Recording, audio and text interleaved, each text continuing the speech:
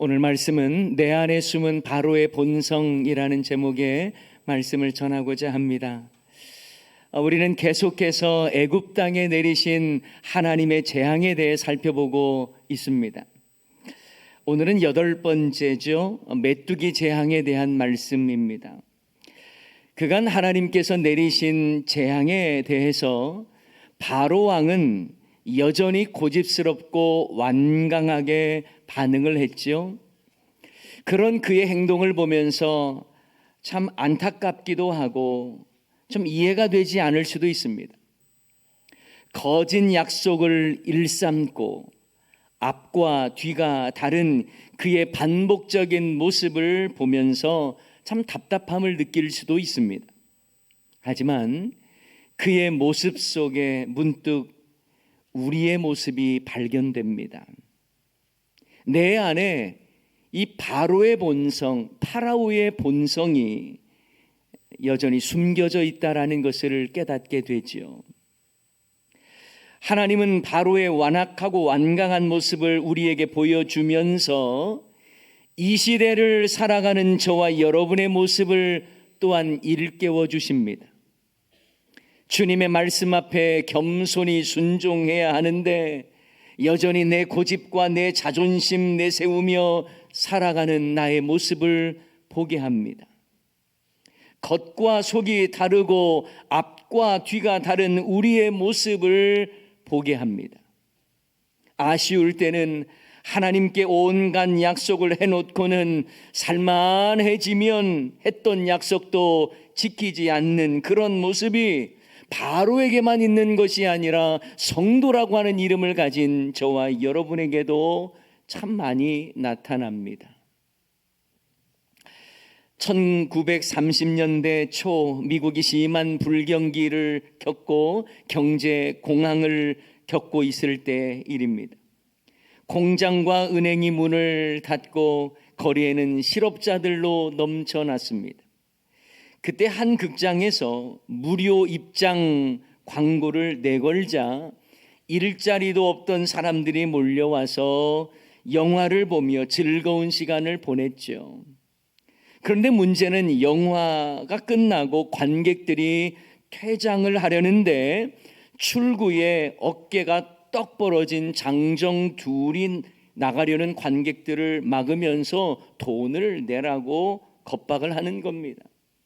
놀란 입장객들은 무료 입장 아니었냐고 묻자 그들은 무료 입장이라 입장료는 안 받았지만 지금 받는 건 퇴장 요금이라는 거예요. 그러니 돈을 내지 않으면 못 나간다라는 겁니다. 겁박을 하는 거예요. 어쩔 수 없이 사람들은 참 여전히 힘들고 고통 가운데 있는데 호주머니를 털어서 퇴장 요금을 냈다라는 겁니다. 여러분, 겉과 속이 다르지요. 앞과 뒤가 다른 거예요. 파라오의 모습이 바로 이런 모습입니다.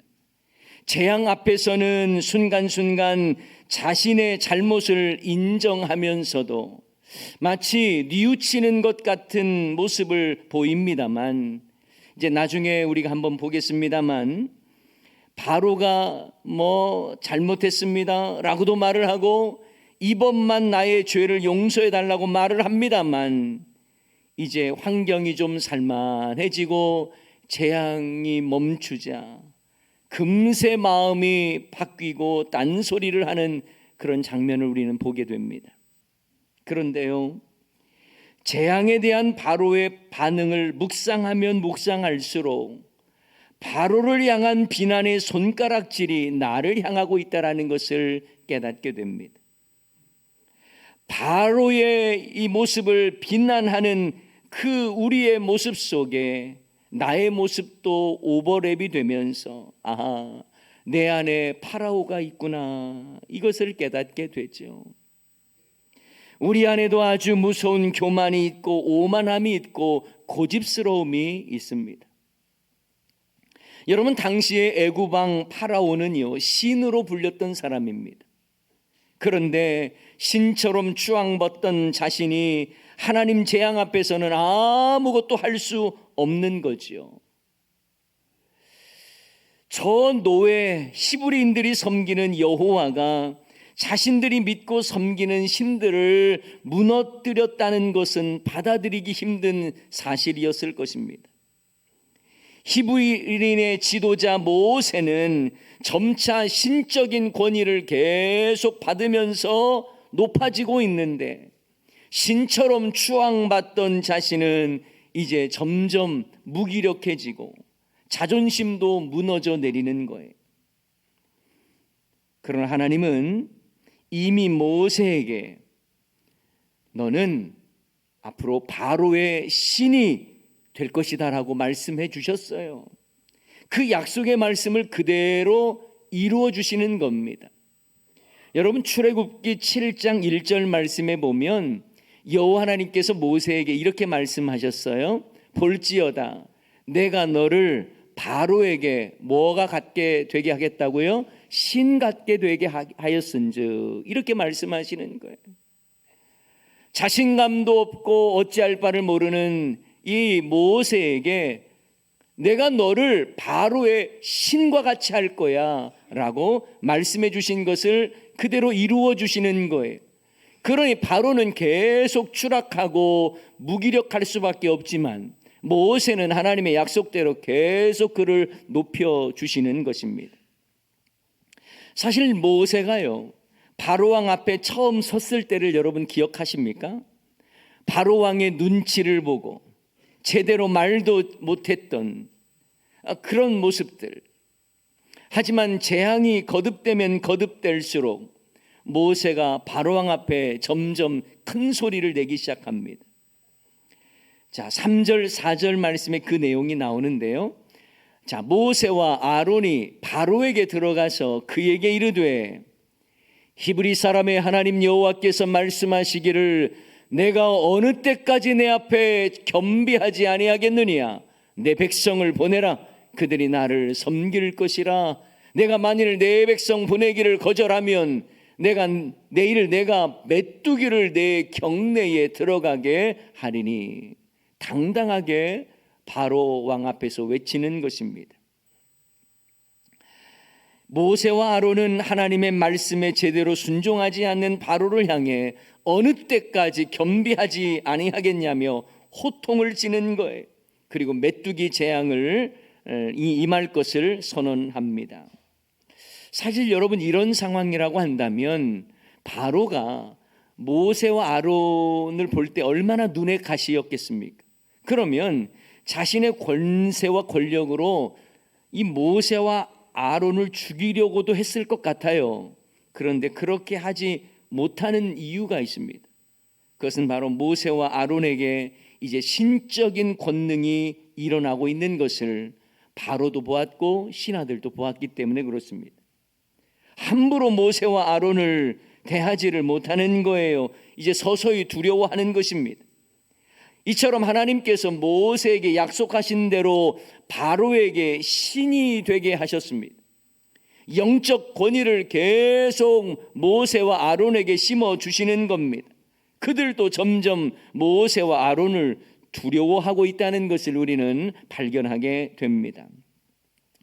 여러분, 모세와 아론을 통해서 선포된 하나님의 그 8째 재앙, 메뚜기 재앙, 얼마나 혹독한지요.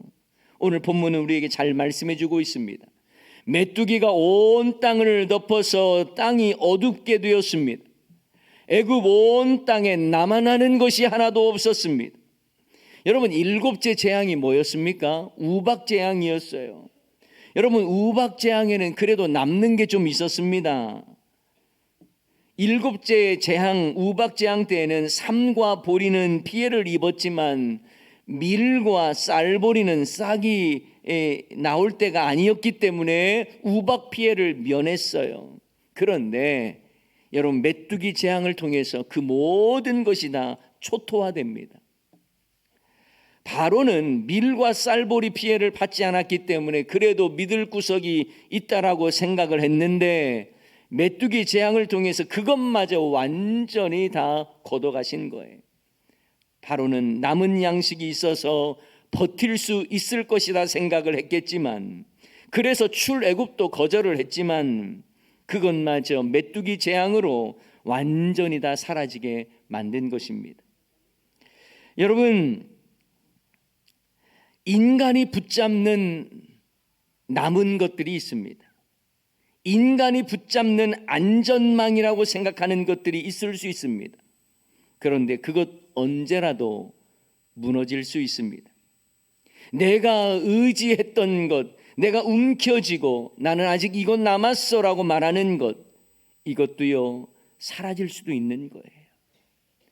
내 인생에 메뚜기가 몰려오면 그나마 남은 소망이 무너질 수도 있는 것입니다. 스스로 움켜쥐고 스스로 세웠던 계획들, 내가 믿고 있는 구석들이 있다 할지라도 그것은 결국 내가 어찌할 수 없다라고 인정할 수밖에 없고, 내가 움켜진다고 움켜지는 것이 아니라는 것을 깨달을 때도 있는 것입니다. 사랑하는 여러분, 우리에게 의지가 되는 것들이 무엇이 있습니까? 아직 내가 믿고 의지할 것이 남았다라고 생각하고 있는 것은 무엇이 있습니까? 내 인생의 지푸라기를 붙잡는 마음으로 아직 나는 이거 잡고 있으니까 이거 붙잡아야 사는 거야 라고 생각하는 그 무엇이 있습니까? 그러나 여러분, 그것마저 내 인생의 의지가 될 수 없습니다. 결국 그 모든 것이 주님의 손에 달렸음을 우리는 고백하지 않을 수 없는 거예요. 나름의 계획이 있습니다. 그러나 인생의 메뚜기가 몰려오면 한순간에 모든 것을 잃을 수도 있음을 인정해야 합니다. 내가 의지하고 소망으로 삼았던 것이 있습니다. 내가 신뢰하며 의지했던 때로는 마지막 자존심도 있습니다. 그러나 인생의 메뚜기가 찾아와 갉아 먹어버릴 수도 있다는 사실을 인정해야 합니다. 그래서 우리는 그것들이 나의 삶의 의지가 아니라 하나님만이 내 삶의 의지가 되심을 고백하며 살아야 하는 것입니다. 여러분, 시편 18편 18절 말씀, 그들이 나의 재앙의 날에 내게 이르렀으나 누가요? 여호와께서 나의 의지가 되셨도다. 주님께서 나의 의지가 되었다라는 것입니다. 내가 의지할 바는 주님밖에 없다 고백하는 거예요. 그렇습니다. 우리 인생에도 메뚜기 재앙이 몰려와서 나의 소망조차 완전히 사그러져 가는 것 같은 그런 상황이라 할지라도 믿는 자들의 입술의 고백과 삶의 고백은 여호와 하나님께서 나의 의지가 되시고 나의 도움이시라고 하는 그 믿음의 고백이 저와 여러분에게 있기를 소망합니다. 여러분, 우리가 앞에서 본 바와 같이 8째 재앙인 메뚜기 재앙 역시 애굽의 신들에 대한 하나님의 심판으로 볼 수 있습니다. 당시 애굽에 세트신이라고 있습니다. 이 세트신은 하나님의 그것에 대한 하나님의 심판으로 우리가 볼 수 있는데요. 이 세트신은 폭풍과 광야의 재난을 다스리는 신으로 그들은 숭배했다고 합니다. 애굽인들은 세트신이 자연을 통제한다라고 믿었다는 거예요. 그런데 메뚜기 떼가 마치 폭풍의 신처럼 광야에서 재난을 몰고 옵니다. 세트신이 폭풍과 재난을 막아줄 신으로 그들은 여겼는데 오히려 폭풍처럼 몰려온 메뚜기를 통해서 사람들의 모든 것을 쓸어버린 거예요. 이것은 하나님께서 메뚜기 재앙을 통해서 애굽의 세트신을 꺾으시고 그 신이 얼마나 무기력하고 헛된 것인지를 보여주는 것입니다. 너희를 지킬 것 같고 너희에게 어떠한 재난을 막아줄 것 같은 그 세트신, 그것이 아니라는 거예요. 오히려 그것이 메뚜기 재앙을 통해서 너희를 오히려 심판하는 것처럼 하나님께서 헛된 신을 꺾어 가시는 겁니다. 그런데 여러분, 흥미로운 사실은 바로의 신하들이 메뚜기 재앙이 임할 것이라는 모세의 말을 듣고 이제는 두려워서 바로 왕에게 애굽이 망하게 되었다라고 말을 합니다. 바로의 신하들조차 이제는 빨리 이스라엘 백성들을 보내자고 말하는 장면이 나옵니다. 자, 7절 말씀에 그 내용이 있어요. 바로의 신하들이 그에게 말하되 어느 때까지 이 사람이 우리의 함정이 되리까? 그 사람들을 보내어 그들의 하나님 여호와를 섬기게 하소서. 왕은 아직도 애굽이 망한 줄을 알지 못하시나이까? 지금 바로의 신하들이 바로 왕에게 우리가 정말 망하게 됐다라고 이야기하면서 빨리 이스라엘 백성들을 보내라고 지금 조언을 하는 것입니다. 그러자 바로는 모세와 아론을 다시 데려옵니다. 전에 같으면 술사에게 먼저 해결의 방법을 찾아보라고도 하고 흉내도 내보라고 하겠지만 이제는 그 모든 것들이 소용없다는 걸 알고 있습니다. 다급하게 모세와 아론을 부릅니다. 그런데 바로는요, 모세와 아론에게 이스라엘 민족을 보내주겠다라고 말을 하면서 선별적으로 장정들만 보내겠다고 말을 하는 거예요. 바로는 모세와 아론에게 너희 하나님 여호와를 섬기러 갈 자가 누구누구냐라고 묻습니다. 이 말은 전부 안 보내줄 것이고 몇몇 사람들, 한 무리들만, 장정들만 보내겠다라는 의미를 가지고 있는 거예요. 다시 말하면 부모나 자식들은 애굽 땅에 볼모로 잡아놓겠다라는 것입니다. 다 보낼 수 없다는 거예요. 하지만 모세는 여호와 앞에 절기를 우리가 지켜야 하기 때문에 남녀노소 상관없이 모두가 다 양과 소까지 모두 데리고 가겠다라고 말을 합니다. 이 말에 바로가 화를 내면서 모세와 아론을 쫓아내버리죠. 그 내용, 그 장면이 나오는데요, 10절 11절에 나오는데 조금 리얼하게 하기 위해서 세 번역으로 한번 여러분에게 소개를 하겠습니다. 바로가 그들에게 호통쳤다. 그래, 어디 다 데리고 가봐라. 너희와 함께 있는 너희의 주가 나를 감동시켜서 너희와 너희 아이들을 함께 보내게 할 것 같으냐? 어림도 없다. 너희가 지금 속으로 악한 음모를 꾸미고 있음이 분명하다. 그렇게는 안 된다. 가려면 너희 장정들이나 가서 너희 주에게 예배를 드려라. 너희가 처음부터 바란 것 그것 아니더냐? 이렇게 해서 그들은 바로 앞에서 쫓겨났다라고 세번역은 말하고 있습니다.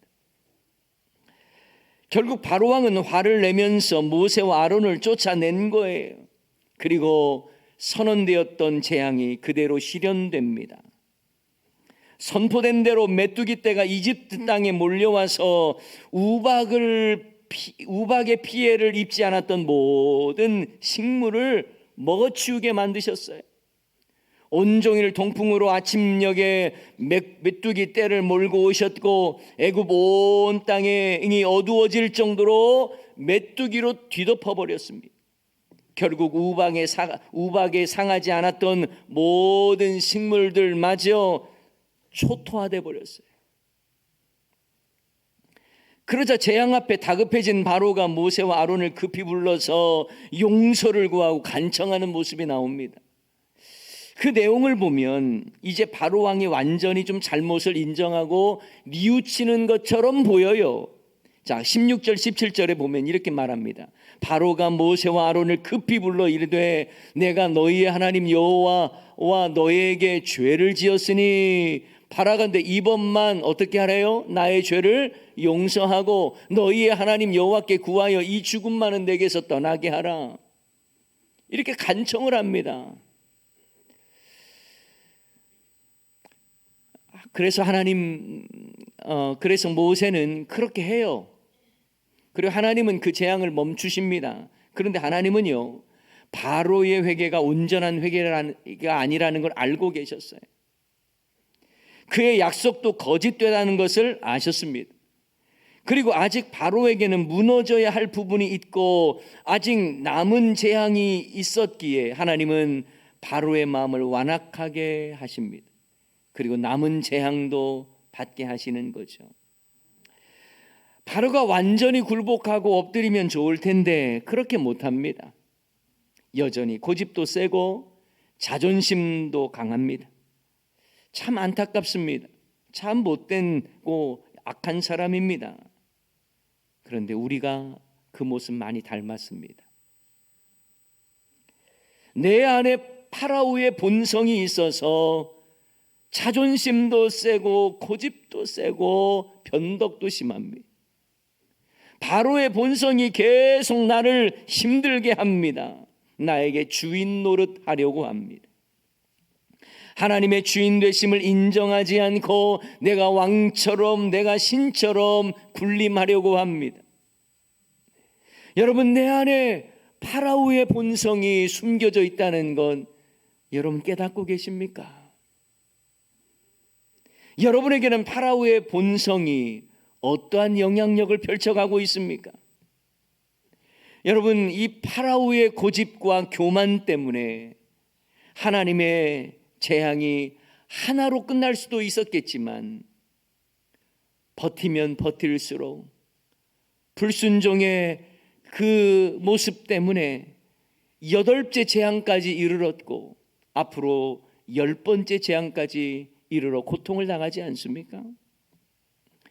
우박재앙을 받았으면 이젠 좀 회개하고 돌아올 법도 한데 그래도 남은 것 있다고 자만심을 가지고 여전히 고집 피우다가 결국 메뚜기 재앙까지 당하게 되는 거예요.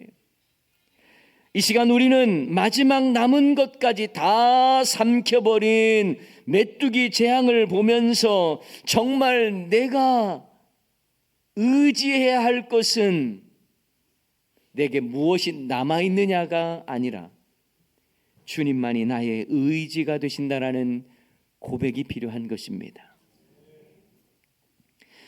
그러므로 우리는 내 손에 무엇이 남아있는가를 보면서 이것 의지하고 이것 바라보며 이것 가지고 내가 고집 피울 것이 아니라 하나님의 권능의 손을 의지하며 주님 앞에 엎드리는 삶이 중요한 것입니다. 사랑하는 여러분, 우리 마음의 완악함도요 중독이 될 수 있어요. 심령의 쓴 뿌리가 우리 안에 고착될 수가 있습니다. 그래서 심령이 완악하면 하나님의 말씀이 들리지 않습니다. 하나님의 말씀이 들려도 마음으로 다가오지가 않습니다. 말씀대로 살겠다고 하는 결단도 없습니다. 내가 마음이 완악하면요 하나님의 말씀 앞에 나는 거부 심리를 딱 드러내는 거예요. 심령이 완악하면 하나님의 말씀 앞에 자복하고 굴복하지를 않습니다. 불순종이 습관이 됩니다. 결국 하나님 앞에 엎드리지 않고 더 버티고 내 자존심 세우려다가 더 큰 고통을 당하는 경우가 많죠. 저는 오늘 말씀을 묵상하면서 이러한 악한 모습이 바로에게만 있는 것이 아니라 내 안에 본성으로 자리 잡고 있구나, 이걸 깨닫습니다.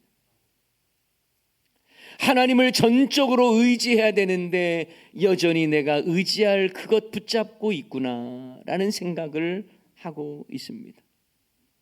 여러분은 어떻습니까? 이 시간 내 안에 파라오의 왕관을 쓰고 내 스스로 왕노릇하려고 하는 이 모든 것들을 벗어버리고 오직 왕 되신 주님만을 모시고 예수님 닮은 모습으로 나아가는 저와 여러분이 되기를 소망합니다. 여러분, 내 자존심, 내 교만이 나를 살리는 게 아니에요. 주의 말씀 앞에 내 안에 이 바로의 본성을 깨뜨리고 예수님 닮아가는 삶을 살겠다고 결단하며 내 자신을 쳐서 복종시키는 저와 여러분의 삶이 다 되시기를 주님의 이름으로 간절히 축원합니다. 이 시간 말씀 기억하면서 찬양하기를 원합니다.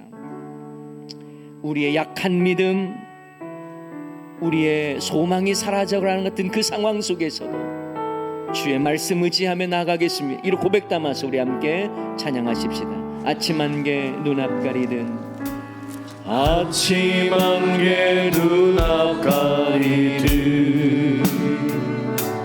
나의 약한 믿음 의심 쌓일 때 부드럽게 다가온 주의 음성, 아무것도 염려하지 마라. 이줄 위에 바위 베이듯 나의 작은 소망 사라져갈 때 고요하게 들리는 주의 음성, 내가 너를 사랑하노라. 외로움과 방황 속에서 외로움과 방황 속에서 주님 앞에 나아갈 때에 위로하시는 주님, 나를 도우사 상한 나의 마음 감싸주시네.